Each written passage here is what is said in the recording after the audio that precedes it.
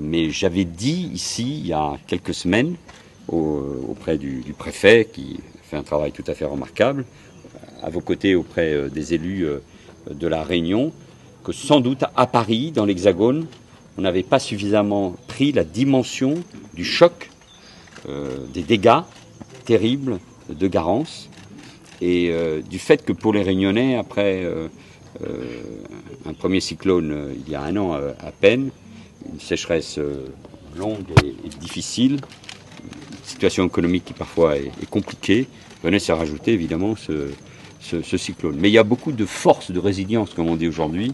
Il y a une grande force, une grande capacité de reconstruire vite. Il y a des projets, vous avez vu tout à l'heure, à travers l'autonomie, la souveraineté alimentaire, ce que l'on peut faire.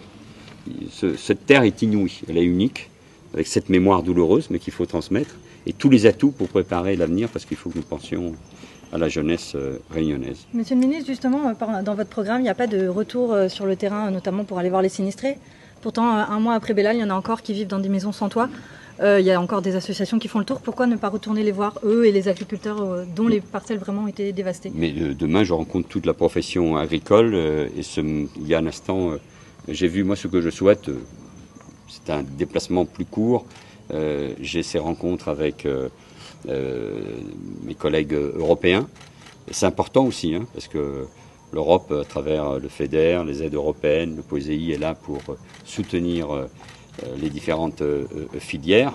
Moi, je rencontre beaucoup de monde, mais demain, nous allons parler avec les filières, avec le monde économique et avec les élus. Nous allons faire un point d'étape, et ce qu'il faut, c'est délivrer. Ce qu'il faut, c'est qu'il y ait des mises en œuvre, évidemment, de ce que j'ai annoncé il y a un mois pour soutenir le redressement de l'économie, les particuliers aussi, en espérant et en attendant que le monde de l'assurance soit au niveau, et avec les collectivités territoriales pour suivre et mettre en œuvre les engagements qui ont été les nôtres. C'est toujours difficile, hein, le redressement d'un territoire après un cyclone de ce type. Il y a beaucoup d'impatience, mais il faut aussi un peu de temps pour bien faire les choses. Mais nous serons au rendez-vous. Merci.